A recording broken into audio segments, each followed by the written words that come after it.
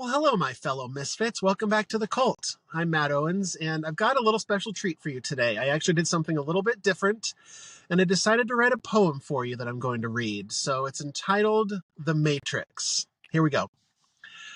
Adrenochrome, the fall of Rome, the shift of 5D, the threat of 5G, everything is an illusion. Deep state, mind control, MK Ultra, UFO, new Earth, rebirth, a solar flare. Did you prepare? Everything is an illusion. Hybrids, clones, and timeline shifts, rifts in space and time exist. Atlantis and Lemuria, mud floods and Tartaria, but are ya gonna realize that everything is an illusion? Energy grids and pyramids, shape-shifting reptilians, the Galactic Federation, angels and demons, good versus evil, UAP retrieval, Nephilim and Anunnaki, sushi rolls and teriyaki, everything is an illusion. Elon Musk, Donald Trump, Tom Hanks playing Forrest Gump, Epstein's List, Sierra Mist, well, you get the gist. Everything is an illusion. Billionaires, Bill of Rights, Bill Gates has us in his sights. The political elite, the homeless in the street, Putin's defeat, everything is an illusion. The hatred routine, the war machine, even lean cuisine, absorbing information on this tiny little screen, everything is an illusion. DARPA's controlling the weather, vegans hating on leather, stiff as a board, light as a feather. Deep State, JFK, CIA, RFK, James Earl Ray, MLK, the Hollywood elites, exploitation in the streets, left versus right, red versus blue, me versus you. Everything is an illusion. Patriot Act, censorship, power and control, fear is on patrol. The war machine, don't cause a scene. It's a power grab, leaving the taxpayers left to pick up the tab. The jab, the stab, a virus cooked up in a lab. Fauci's lies, chemtrails in the skies, microplastics piled sky high. Everything is an illusion. WEF, WTF, posting fire memes about Klaus Schwab's evil schemes. WHO telling us what we know and don't know. Big pharma, big agro, big tech, all with a boot on our neck. Do we even have a savior waiting on deck? Well, everything is an illusion. Kali Yuga, Armageddon, fallen angels, end of time, Cyber Monday sales on Amazon Prime. Fake news is all a ruse, deep fakes of Tom Cruise, transphobia, transhumanism, trans fats, chemicals in vats were essentially lab rats. Opioids becoming the opium of the masses, destroying the middle classes with fluoride in our glasses. Everything is an illusion. Divisions, religions, corrupt politicians, sex trafficking abounds in the secret tunnels underground. Gaia weeps while half the world sleeps, mindlessly scrolling and mentally weak. The watchers watch and the angels sing, for everything is an illusion.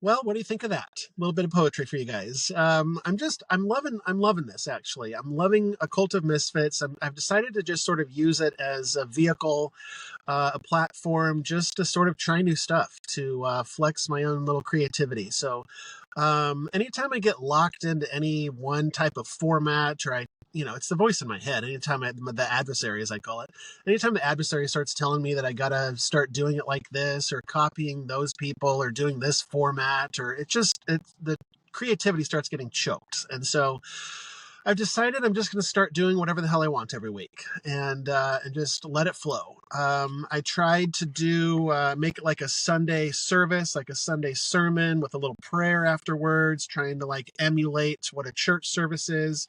And I wasn't into it, guys. I wasn't into it, but I'm pushing onward and just sort of seeing what flows week to week, because that just feels more authentic and more natural. And I started getting locked into this church thing. Like, let's make it like a church. Let's make this thing like a Sunday service. And then, every week has to have a message, and it has to be all deep and all spiritual. And you know what? Sometimes I want to talk about aliens. Sometimes I want to talk about weird shit, and it doesn't necessarily fit into the format of like a Sunday service. So I'm just going with the flow. I'm trying new stuff, seeing what works, what doesn't work. And I'm glad that you guys are along on the journey with me. It's a wild ride sometimes.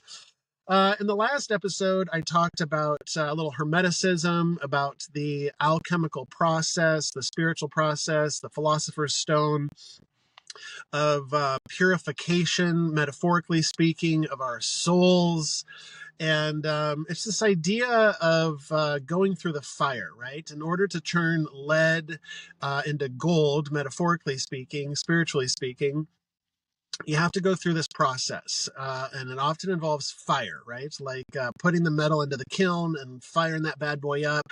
And in the process of this fire, it burns away all of the impurities. And then there's a state of cooling where things are allowed to relax. And then there's another burning again, and fire up that bad boy again, and purification, purification, purification, and burning away all of the impurities. So that's sort of what I've been going through lately in my own personal life. That's why I talked about it last week. So check out that episode if you are interested in a little hermetic knowledge for your brain today. But I'm going through that. I recently decided to go sober. For those of you that are new to my world, hi, welcome. I've long struggled with addictions, with just all the things.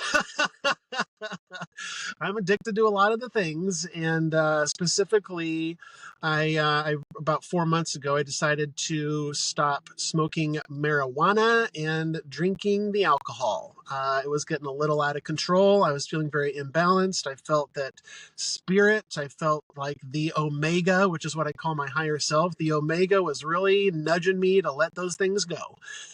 In order to advance to the next level here in this little game that we call life. And so it was a very difficult challenge for me, but that was the fire, right? I know that in order to purify myself, in order to expand my consciousness, to expand my mind and my heart, in order to seek this enlightenment, this elusive enlightenment that I'm seeking while I'm here in this 3D realm, it's going to involve some fire. It's going to involve this process of purification. And so I very grudgingly decided to follow where the Omega, where my spirit was guiding me and leading me, and I decided to let go of marijuana and alcohol.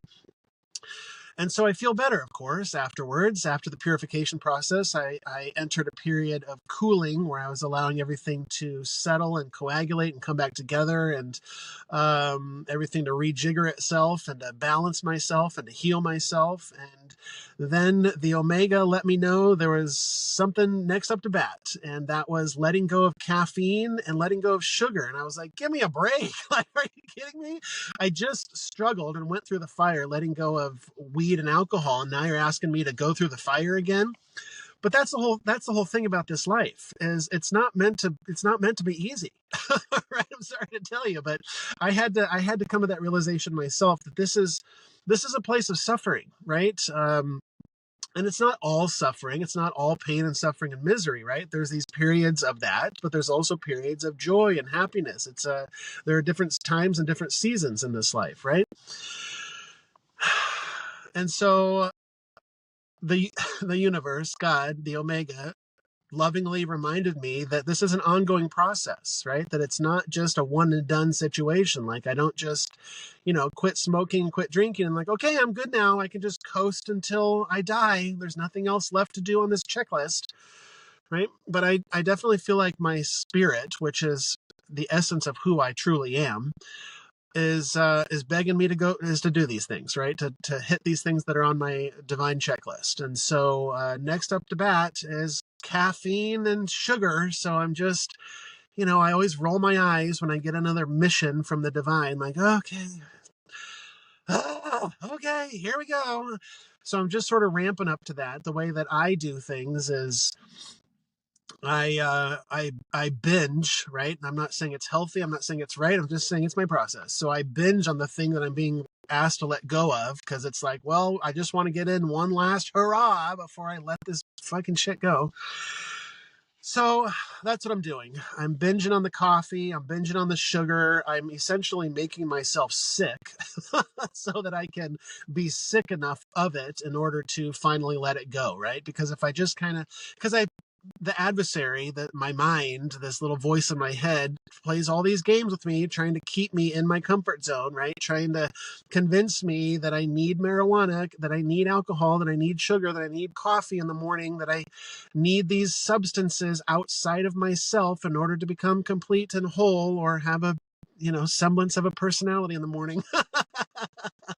Or to be creative, or to sleep at night, or whatever it is that dang voice is telling me that I need. But it's all lies. It's all deception.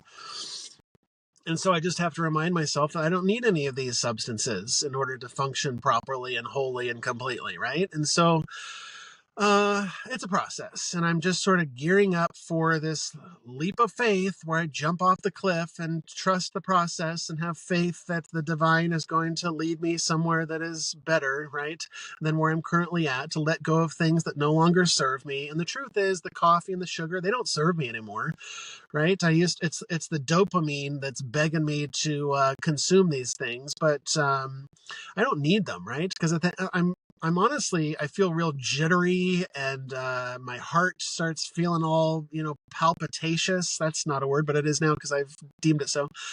My heart starts palpitating. I start getting the shakes because I can't just have one cup of coffee. I try to convince myself I can, but surely I know that I can't. That's just who I wish that it wasn't that way, but this is the thorn in my side. I have a cup of coffee, and I'm like, well, that was delicious, and I feel all jazzed up, so I'm gonna have another cup, and then I have another cup, and then I have another cup, and then it turns into a pot. Now I'm consuming a pot of coffee. Same thing with sugar. Like, wow, that donut or that cookie was quite delicious, so I'm gonna have another and another and another and another. Next thing you know, like, well, now I'm nauseous. That's cool, real cool, buddy. So I wish I was one of these people that could just let these things go easily, and people who don't have issues or struggle with addiction don't understand it. They're like, well, just stop eating donuts. How about that, right? Just stop smoking weed. It's real simple. And I'm like, if only you knew. If only you knew, right? We all have our struggles. This is mine. That's the whole purpose and reason that we're here. I feel like we're not here to experience paradise, guys. I hate to tell you, the human wants to experience paradise. The human doesn't want to experience pain and suffering and depression and loneliness and all of these awful, awful things, right? The human calls them awful, but I've got to tell you a little secret that I learned recently. The spirit that resides within me, and it's not just the spirit that resides within me, the spirit that I am wants to experience all of it. Wants to experience the whole shebang, the whole spectrum of the human experience, right? The pain, the suffering, but also the joy and the happiness. And so that's what this conversation is going to be about. I want to talk about what we truly are. I want to talk about the Matrix, as I spoke about in my beautiful poem. And I also want to talk about the Watchers and the Nephilim today. So we're going to dive into some fun topics. But that's what I want to talk about. Is I believe that our soul is, let's talk about what our soul is, what we truly are. I believe that we are not Matt Owens, that we are not human beings. In fact, I believe that we are not humans, having this human experience, as they say, but we are spiritual beings having a human experience, right? And I think that it's often easy to forget that. We we're souls that are here to experience the full human experience. And I believe that all of this is an illusion, a simulation, a dream, a game, whatever you want to call it. But I'm here to win. I'm playing a different game than most people on the planet are playing. I'm here I'm here to go all in, is essentially what I'm here to do. I'm here for enlightenment. I'm here for the enlightenment of my soul, for the expansion of my consciousness, and I'm not going to do that by staying within my comfort zone. Right? The human wants to stay in the comfort zone. Like, can't we just curl up, get all nice and cozy for a few years, and just bury our head and not face our fears, right? Why do we got to face our fears again? I don't want to do that, right? The human doesn't want to do any of that nonsense. But who I truly am is not the character Matt Owens, right? Matt Owens wants to stay in his comfort zone. Sweet little guy. Sorry, bud. I got different plans here for us. Who I truly am is here to really play this game, is to really go all in on this thing, right? And in 2020, I saw things differently. I had my awakening. I took that dang red pill, and I'm like, holy smokes, right? I can see things differently now. I'm advanced. I'm elevated. I'm enlightened. That's what the human wants to think, right? Like, yeah, right, buddy. That's my ego.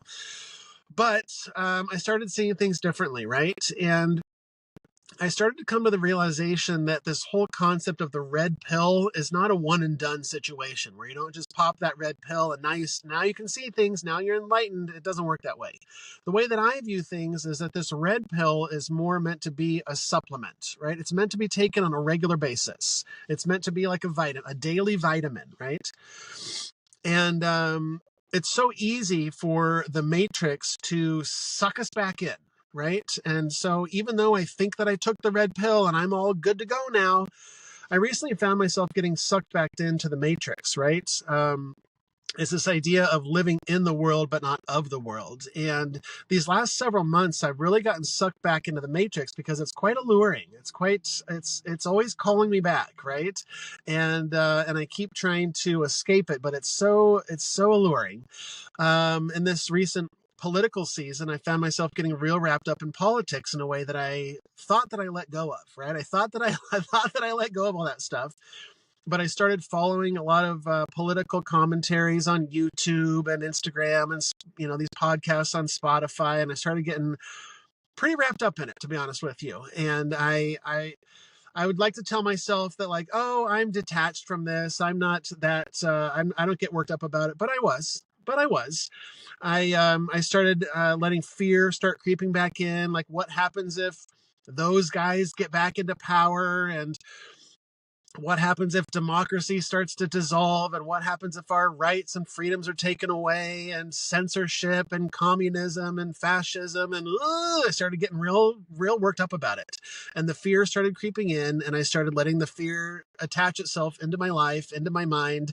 And I started letting that become my new reality, right? I started taking the blue pill unintentionally, so right. I started like, ooh, yeah, I do care who gets elected, and I like to tell myself that it doesn't matter who gets into office, that I'm okay either way, and it's part of God's plan, whoever gets into office. But if I'm being honest with myself and being honest with you, like, I did care who got into office. If the other person got into office, I would have been bothered a little bit by that, and I had to step back and question that, and think, like, why am I getting myself so attached to this political system? Why am I getting myself so attached to this material world, right?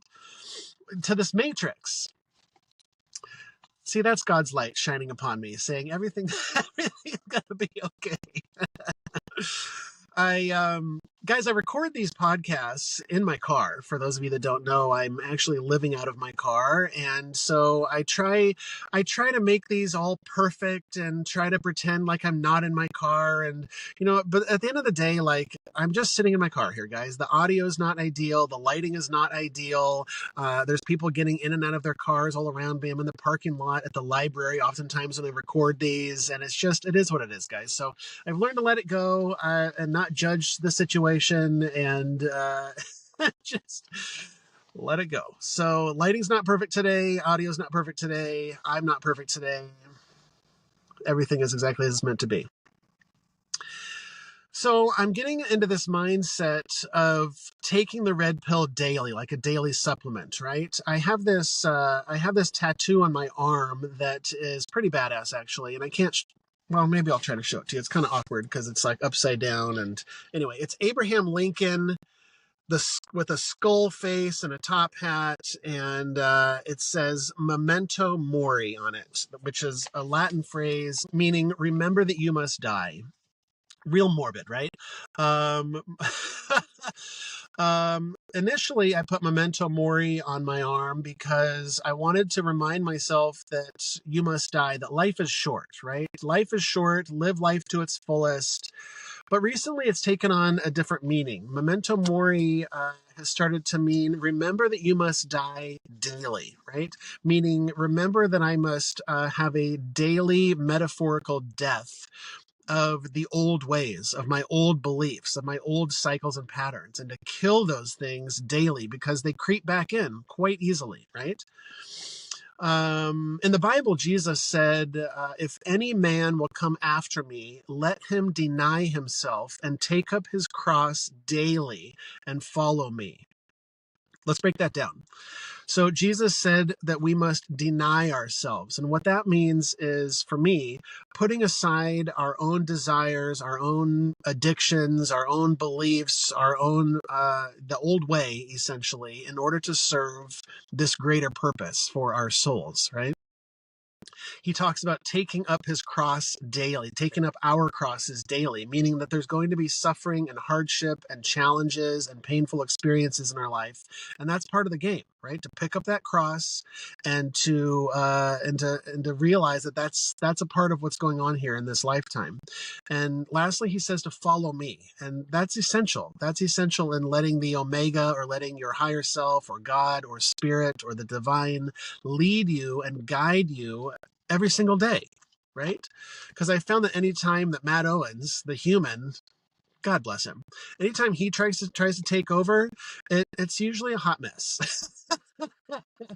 Things usually end up a hot mess when Matt Owens tries to take over. And so what I try to do is just let spirit guide me instead, right? Let the Omega, let my what's the word I'm looking for? Let my intuition lead me and guide me, right? Which I believe is divinity itself. And so it's about this daily killing of who we think we are, right? This daily reminder of I'm not Matt Owens, right? I believe that we are multidimensional fractals of God, fractals of the divine that are interconnected with literally everything within the universe. That we are all one, right? That we are literally the spark of God, that we are literally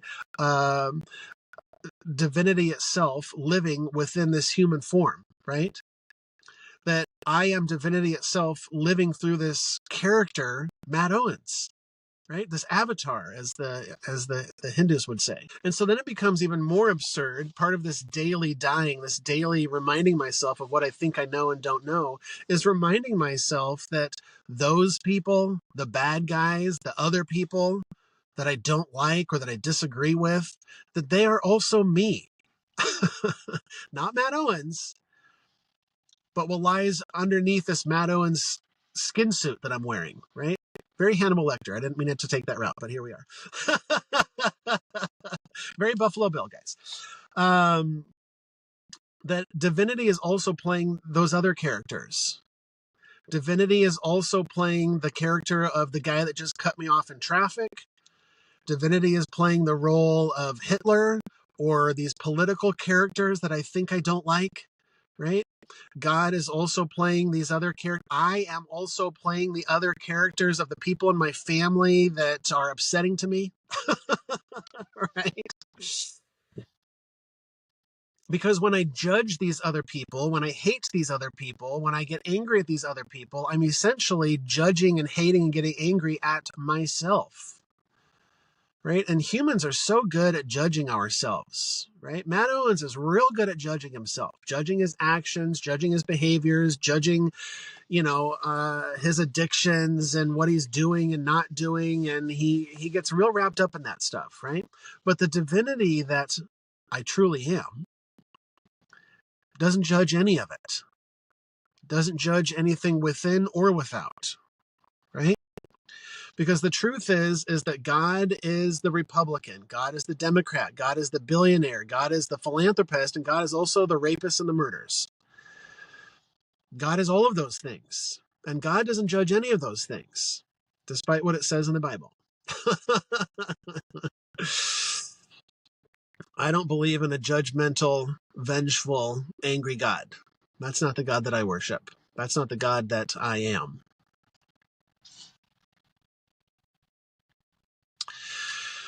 And so while we're in this reality, this 3D realm, the human so often wants to escape, right? We often talk so much about trying to escape from the matrix. We're trapped here, right? But if that's what we believe, then you are trapped, if that's what you believe. I believe I'm already free, right? But it's so easy to get wrapped back up into that, roped back into the matrix, right? Because the human doesn't want to experience the suffering and the pain and the depression and the sadness and the loneliness, all of those things. And so oftentimes the human will try to escape from those things, whether it's through drugs or alcohol or social media or work or whatever the outlet happens to be, just to sort of detach from it, to escape from it, to bury our heads, right? Matt Owens tries to escape all the time. Poor guy. I'm not going to let that happen anymore. Sorry, buddy. Sorry, buddy. No more drugs and alcohol. They're all an escape because who I am wants to experience all of that uncomfortability, right? I want to experience all that juicy, juicy uncomfortability. Sorry to tell you, Matt Owens. At the end of the day, I feel like this whole matrix just means womb, by the way. We're in a womb situation. And I feel like we're in a womb because we're not ready for the real world yet. That's why we're here. And when I say real world, what does that even mean? Right? I talk about how the matrix is like a dream, right? The dreams that you have at night, would you consider those real? Right? Well, they kind of exist because I had the dream, but really it's all just in my mind. It's not like it's something external. It's not something outside of me, right? It's a part of me, my mind. So did it really happen? Well, kind of, but also like not really, right? Like at the time in my dream, it seems real, right? When those wolves are chasing me, it seems pretty real, right? But then when I wake up from that dream, I'm like, oh, now I'm back into reality. And I think that's what's happening is right now we're meant to be in this matrix, in this womb. And when our physical body dies, when Matt Owens dies, we quote unquote wake up. And we are in the real world, in the other realm, whatever that may be. Heaven, fifth dimension, new earth, another universe, whatever you want to call it, right? But I feel like what we're in right now is practice mode. I feel like we're in demo mode, right? I feel like this womb, this matrix, this 3D realm that we are currently in is meant to prepare us for the next level, right? It's just a practice round. And so I think oftentimes we take this way too seriously. Oftentimes when people have an out-of-body experience or they travel to the other side for various reasons, they often come back and say that the angels or Jesus or whoever they spoke to, the elves, I don't know, the machine elves, they often tell us that we're taking this way too seriously. Like, just relax a little bit, buddy, right? And I think that I've learned and I try to practice daily to remember that, to not take any of this too seriously, right? Like this podcast, don't take it too seriously. Oh, the lighting is bad. Oh, there's sounds around me and it's ruining the who fucking cares? Who fucking cares? Right? Oh, well, this is happening to me at work, or oh, this is happening in the government. Who fucking cares? None of it's real, quote unquote real. at the end of the day, right? So what I've decided is that I can either choose to let these things bother me, annoy me, scare me, or I can try to extract myself and live in the world, but not of the world, right? To realize that all of this is just a big practice round. To be like a child again, right?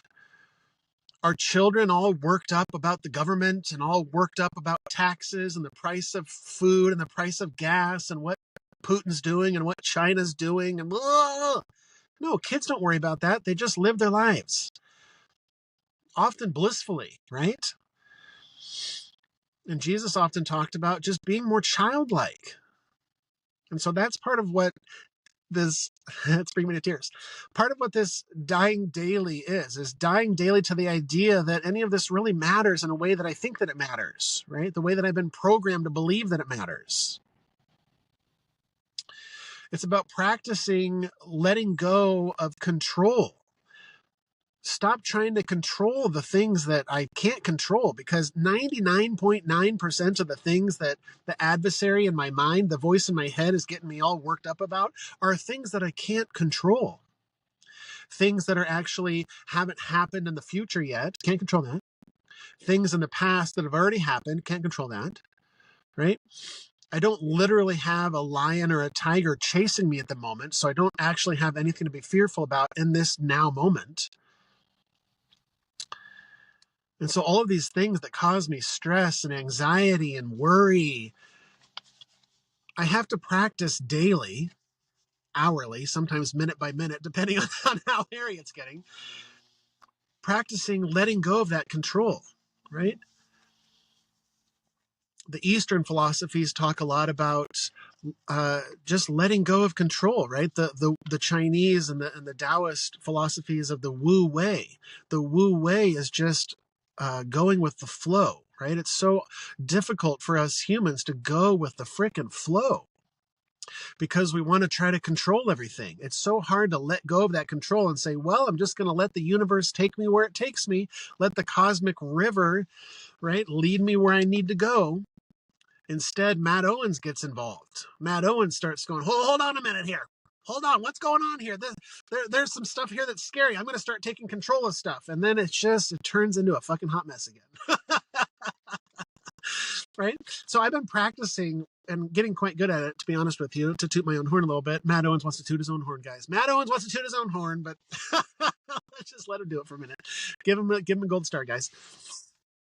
Matt Owens, I've been practicing letting go. Right? What does it look like to actually give 100% complete faith and trust in God, to give complete control, to actually give Jesus the wheel, as it were? What does that actually look like? Right? And I realized my whole life that I hadn't been doing that. Matt Owens had been trying to control shit the whole time. Once in a while, when it got a little too scary, I'd get down on my knees and say a little prayer and say, okay, big guy, I need your help here because Matt Owens can't handle this task. So help me out. And then whenever you help me out, I'm gonna take that wheel again. But I've been practicing just kicking back, trying not to white knuckle it, and let God take the dang wheel. And a lot of that is acceptance, of just accepting what my current situation is, accepting what is happening currently in my life, whether that's in my family or the government or, whatever situation. I'm learning to just accept it for what it is, right? And it's not easy. It's a practice. But once I've gotten better at it, my life just gets simpler, right? I'm less stressed and worried all the time because God has shown me over and over and over and over and over and over and over again that it always fucking works out. And so I had to see it for myself, and I have, especially the last few years living in my car. I've definitely seen how God has taken care of me every step of the way. And all of those times when I didn't think it would work out, it did. And it's still an unfolding process. I'm still in my car, obviously, but I know that that's not forever because there are different seasons for different things in my life. And this is the season that I'm at right now. And I accept that. I didn't in the beginning. Didn't in the beginning. But the more that I learn to just accept where I'm currently at, accept that this is where God wants me, right? Matt Owens wants to be somewhere else. Matt Owens always wants to be somewhere else. Why can't I have this? Why can't I have that? Why does this have to be going on in my life? Matt Owens needs to take a break. Let's put some duct tape over that guy's mouth for a little bit and just fucking relax. So that's what I've been doing. All right, let's transition here. And I want to talk about the Watchers and the Nephilim.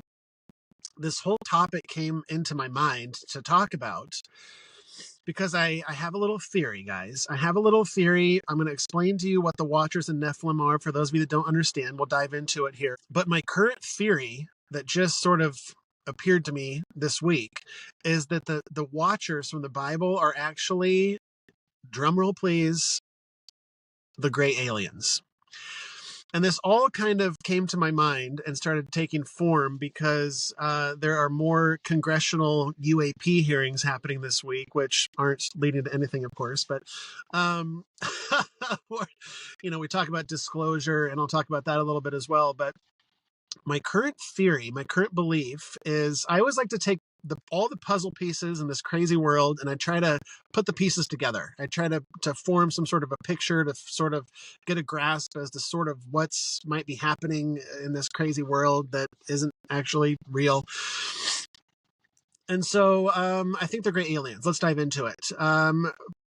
In the Bible, they talk about the Watchers, right? In Genesis and Numbers and Daniel, for those of you interested, you can Google it.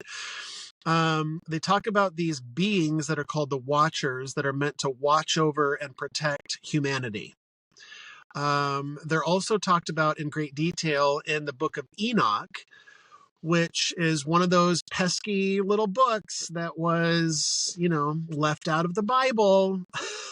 There's a bunch of them that didn't make it, that didn't get the final cut. And Enoch is one of them. Now, there's another Bible, the Ethiopians have included this in their Bibles. So it's like some Bibles include it, some Bibles don't, but we're gonna dive into it because the book of Enoch, this ancient Jewish text, is really the main source material for these mysterious beings known as Watchers and the Nephilim. So here's the deal. These divine beings known as the Watchers were posted here by God to watch after humanity. Okay. Now, eventually what happened is the Watchers started getting the hots for human females and wanted to start procreating with these human females, and things got a little hot and heavy between the Watchers and the human ladies. And they had these abominations that were born known as the Nephilim. Okay. Now, the Bible portrays the Nephilim as these mighty heroes, okay, that are these great sons of God. But the book of Enoch has a different take on it. The book of Enoch calls these Nephilim basically evil monsters. They call them giants, right? Now, I always like to look at the etymology of these words. So Nephilim in the ancient Hebrew literally translates to fallen ones, okay? Later on, the Greeks translated these Hebrew books, and the Greeks translated the word Nephilim to mean giants, or it could also be translated in Greek as earthborn, okay? So generally, most people, when they talk about Nephilim, call them giants, and it's because of this Greek translation. But really, the original word means fallen ones. Same thing with the Watchers. These Watchers were supposed to protect us and look after us. And once they made that fatal error of mating with the humans, God got real pissed off about that. So that was a bad move on the part of the Watchers. And so oftentimes nowadays when people talk about the Watchers, they often think about them as fallen angels in the same way that Lucifer is described as a fallen angel. But nowhere in the Bible, nowhere in these sacred texts are the watchers ever described as angels, let alone fallen angels. But they kind of lump it all together with the Nephilim, which, like I've said, means fallen ones. And so they kind of just call these watchers fallen angels as well. But it's this idea that they've fallen from grace, that they have decided to go against God's will and do whatever the hell they want and start mating with all the women willy-nilly. And that really pissed God off. So they had these Nephilim children, right? These half divine, half human hybrid monstrosities. The Book of Enoch does actually call them giants, even though the word doesn't actually translate to giant. They're described as being quite tall. They were described as, I did the translation of the ancient measuring system, and it turns out that they were about 4,500 feet tall, according to Enoch, the scripture of Enoch. I don't know what 4,500 feet looks like, so I Googled it, and it turns out that the tallest building in the world, the Burj Khalifa currently, is about half that size, is about 2,000 something feet tall. And so if you want to take it literally from the Book of Enoch, it literally says that these giants were twice as tall as the Burj Khalifa, tallest building in the world. So I don't know if that's meant to be taken literally or symbolically, but apparently they were quite grande. So what happened was, not only did the Watchers go against God's will by getting it on with the humans, but there's also this idea that the Watchers gave human beings secret knowledge that they weren't supposed to have. Specifically, it talks about giving humans knowledge of metallurgy and writing and astrology and weapon making and dark magic and sorcery. And that just upset God further, right? God's already riled up about the whole getting it on with the humans thing, and now they dare to tell these humans all of this forbidden knowledge, right? And it's this common theme. It's not just in the Book of Enoch that this theme of giving humans forbidden knowledge, but this idea is pervasive across the whole world. And many of these ancient texts and ancient scriptures, like the ancient Mesopotamian texts talk about this, and in the book of Genesis, you have the idea of the Garden of Eden and the snake coming in symbolically with the apple, and this idea of forbidden knowledge, eating from the tree of knowledge of good and evil. And there's this theme that there's this knowledge that humanity and humans are not meant to have. And there's always this trickster figure, whether it's the devil or the snake or Enki or the Watchers, right? It doesn't matter what label or name you put on it. There's this idea of this knowledge given to humanity that we're not meant to have, and it corrupts humanity and sort of poisons humanity in a way that God hadn't intended. So God's so pissed off at everybody, at the Watchers, at the whole situation, right? It's turned into a big boiling hot mess, and he's not happy with it. And so what God decides to do is send down some of his best archangels, right? Archangel Michael and a whole team of archangels. And what they do is they bound up the Watchers for their transgressions and all that they've done. And the Book of Enoch and the Bible talk about how the Watchers are bound up and put underground for 70 generations. And after that 70 generations, there will be a judgment, and then they will be thrown into the fiery lake. Okay. And so it talks about how the Watchers were begging God to change his mind, and hey, we're so sorry, please have mercy on us. And God was like, no way, Jose. Sorry about that. Sorry, guys, you fucked up. And I'm not changing my mind on this. So anyway, he bounds them up and throws these Watchers underground for 70 generations, whatever that means. I don't know if it's literal or metaphorical, right? And then, and now there's still all of these Nephilim giants, hybrids roaming around the earth. and God wants to destroy all of them and hit the big reset button. And so that's where the cataclysm comes. That's where the flood comes. The great flood that's not only in the Bible, but also pervasive in like every origin story across the planet and all societies. Like it's sort of, they all have this story of a great flood. So it talks about how the great flood wiped out all of the Nephilim giants, all of these evil, disgusting hybrids.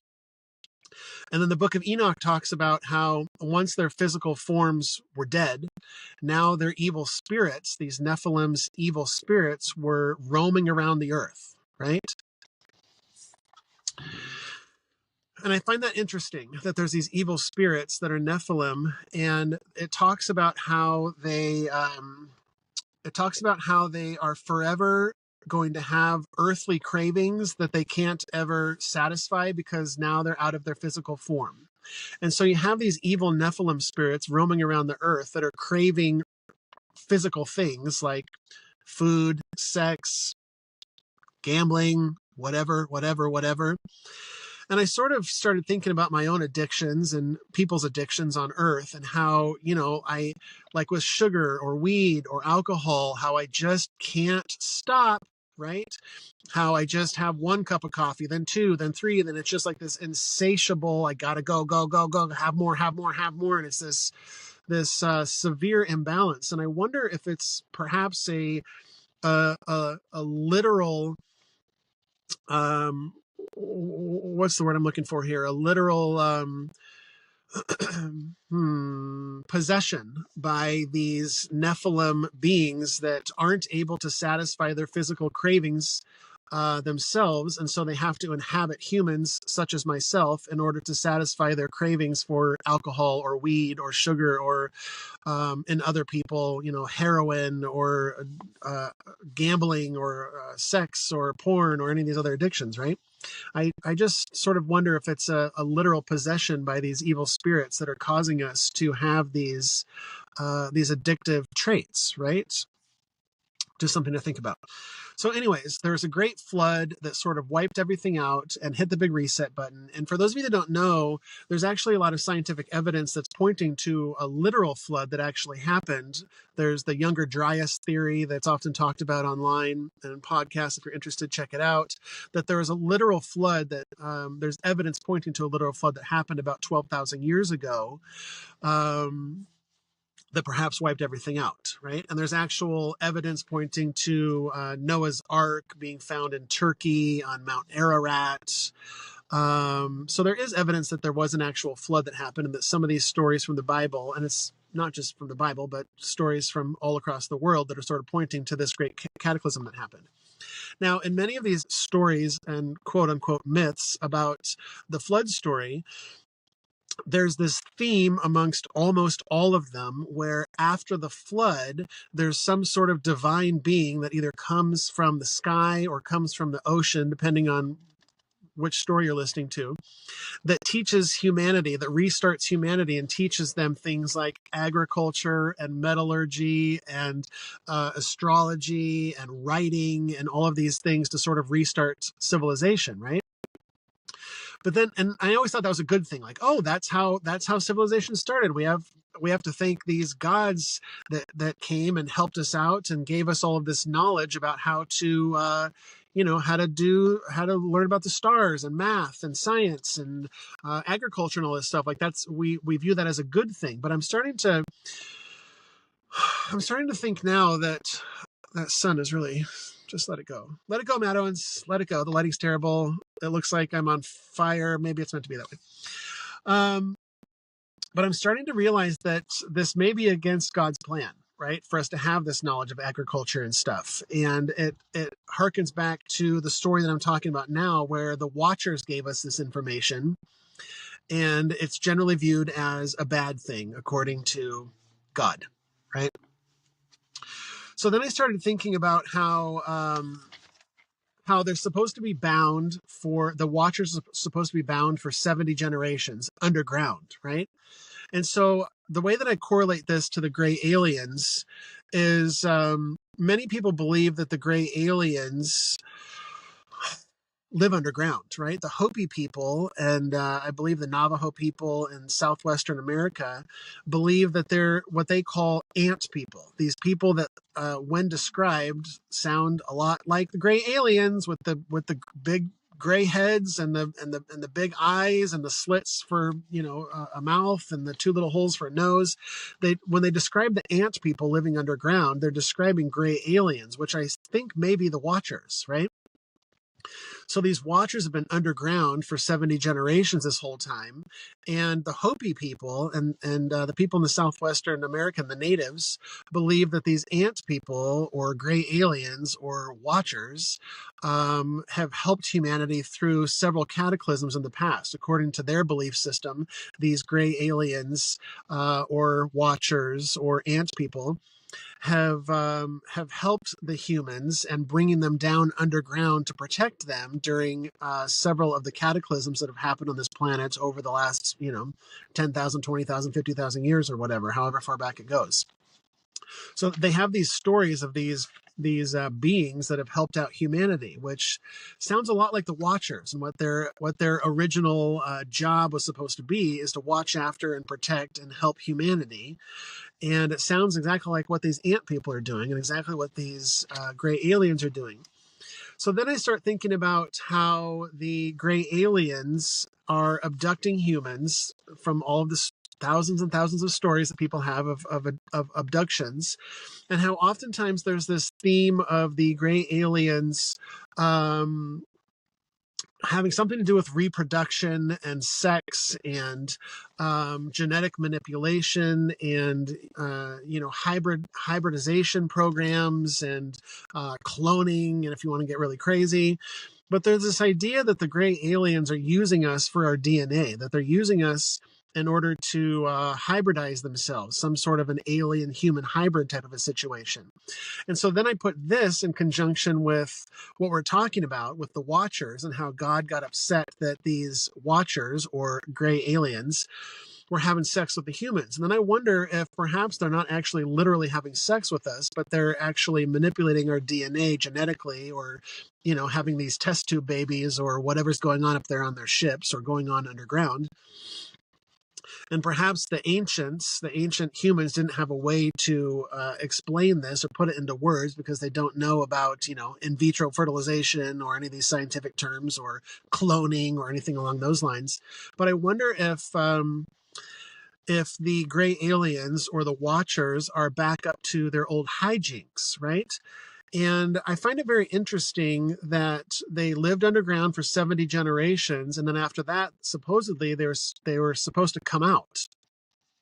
And I wonder if perhaps they've escaped again, because up until the 20th century, humanity didn't really advance that much, if we're being real. Like, there were a couple of advances here and there that pushed us in this direction or that direction, the railroad or the cotton gin or, learning about sanitation and just stuff like that.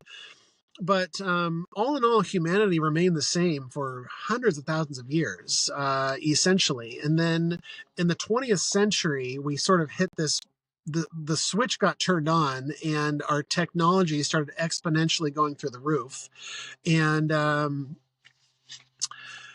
we started getting introduced to electricity and the internet and social media and now AI. And it's just sort of on this trajectory that is a little scary, to be honest with you, right? I don't live in fear about these technologies, but I don't think it's what God intended. And so part of me wonders if the 70 generations underground, that time has expired. And in the 20th century is when we start seeing an explosion of these UFOs, UAPs, right, with Roswell and, all of the stuff around Area 51 starts happening, and then nuclear technology. And there's all these stories nowadays of a lot of this alien gray activity, UFO activity around nuclear sites and military installations. And what I think happened, my current theory, is that these gray aliens, these Watchers, these ant people, have re-emerged in the 20th century and have started sharing this forbidden knowledge of technology with the humans again. And what I think is happening, what I think is a part of disclosure, is that the government is in league with these beings. And I think that they know that they're maybe not great, right? The Christians would call them demons, right? I remember initially I heard one of my Christian friends say that aliens were demons. And in my mind, I'm like, what are you talking about? Like, that's absurd, right? Because in my mind, oftentimes, many Christians that I've spoken to tend to just lump everything they don't understand. It's all of the devil. It's all demonic, right? And it's like, it's not all demonic. Like, it's not like break it. I just get frustrated by that. But once I started looking into some of these things, as I have, which is what we're talking about, I'm starting to realize that actually they might be demons. These gray aliens might not have our best interest in heart, right? Like, you can view, it depends on your perspective, like I always talk about, right? Like, you can view these things, like these technological advances, as helping humanity, but I've always taken the stance that social media and the internet and even electricity are not great for us, right? They're disconnecting us from the cosmos, right? With light pollution, and we don't connect with nature in a way that we have for our entire existence. And so I generally view technology as not great for humanity. And I think that God sees it the same way. So I think what's happening, my current theory, and that's always shifting, right? It's not set in stone. My current theory is that the government is in league with these beings, whether you call them watchers or gray aliens or ant people or whatever. I think they're in league with these things. And I think that these things have given our governments technology and given several corporations and industries access to this technology, whether it's the military industrial complex, whether it's big tech, perhaps even big pharma with medical advances and addiction to these substances. And, I have opinions about big pharma. We won't get into that, but I definitely think that these craft that we see, these UFOs, I believe that it's a mixture of these gray aliens crafts, these ancient beings crafts. I also think that the U.S. has developed that technology because the Greys or the Watchers have given them this technology, and I think other governments like the Russians or the Chinese or whatever also have this technology. I think that there's anti-grav technology that's been around since the 50s, and I think that it's been kept top secret. I don't quite understand why we haven't seen it used in a war situation. Like, why aren't there UFOs being used in wars if we have this technology? So then I start to question, like, I do believe we have this technology, or at least access to it from these retrieval programs or whatever, or aerospace has developed it or whatever. But I wonder if it's not being used in wars. I wonder if it's being used to actually travel to other planets, or to explore the galaxy, or to travel interdimensionally, which I think that these ships have the capability of traveling interdimensionally. I also think that these ships perhaps have the technology to travel through time in a way that we don't completely understand. I think this is all plausible, and I think this is all perhaps actually happening, right? And it's not all set in stone. I'm not dying on this hill of like, no, this is exactly what's happening, but just theories that I'm kicking around, right? Based on all of the information and all of the evidence and all of the stories and all of the things that I've dove into, right? So I think that part of the reason why the government doesn't want to disclose this is because there's a lot of people that I think are going to be upset that we're in league with these beings, right? A lot of religious folk are going to be upset that our government is perhaps in league with these things that many people think are demons. But I also think that based on what's happened in the past, based on the ancient scriptures, that a reset is coming. Now, God promised us in the Bible that there's not going to be another flood, but I do believe there is going to be sort of either a solar situation where a solar event sort of cripples all of our technology that we're not meant to have. An X level solar flare has hit the Earth before. There's the Carrington event. So if you're interested in that, check out the Carrington event, where an X level flare hit the Earth in the 1800s and fried all of the telegraph systems, etc. And And I think that God has another one of those waiting for us. And I think that another X level solar event is going to happen relatively soon, and is going to stop the advent of AI and stop the advent of our technological advances, and stop what the Watchers or the gray aliens, stop this technology that they've given us, because we're not meant to have it. And ultimately, um, it's for our own good, right? I feel like we're not meant to have it, not like, oh, come on, God, I want social media, I want my Instagram. But I think that it's for our greater good, for the advancement of our souls, which is what we're ultimately here for, right? So I think we're getting there. I think we're getting there. I think that whether it's a solar flare event or perhaps a nuclear event, there's these EMPs that can be exploded over a region or a country that can completely disable the entire electrical grid, theoretically for years, because our power grid, at least here in the United States, is not that strong. It's not that strong. So what that would mean is a collapse of everything. I don't mean to scare you, but these are the things I'm looking into. Not just the collapse of society, but a reset back to where we're meant to be. An entire collapse of our electrical grid for months to years, which is likely. Our entire economic system would crash. Our banking system would be deleted. All of our money is digital. It just exists on computers. And if those computers crash, we have no money. But I think that's ultimately for the greater good. I think we're meant to go back to a simpler time. I don't think we're meant as humans to be inundated with this fire hose of information nonstop, knowing what's going on globally with the news and social media and what's happening over there and what's happening over here. And it just freaks us out. And I don't think we're meant to have that. Our nervous systems are a wreck, right? The food system is a wreck, right? With all of the chemicals and pollution and plastics. And I think we're due for a reset. And like I talked about earlier, human beings often don't want to experience pain and suffering and going through the fire. But I think that humanity is about to go through a fire, about to go through a cleansing, and about to go through a purification process.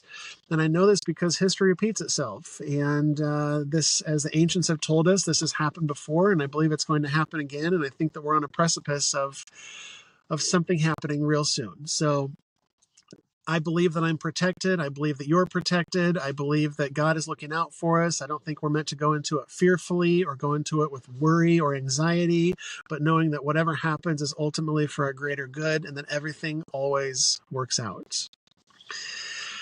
So thank you for listening. I'm really enjoying these conversations. I'm enjoying whatever I happen to create for the podcast, whether it's a Sunday service, whether it's a prayer, whether it's a poem, whatever comes. And I'm really enjoying that. So if you're enjoying these as well, I appreciate your support. You can support the podcast. You can support me by sharing these podcasts with a fellow misfit. You can do that on social media.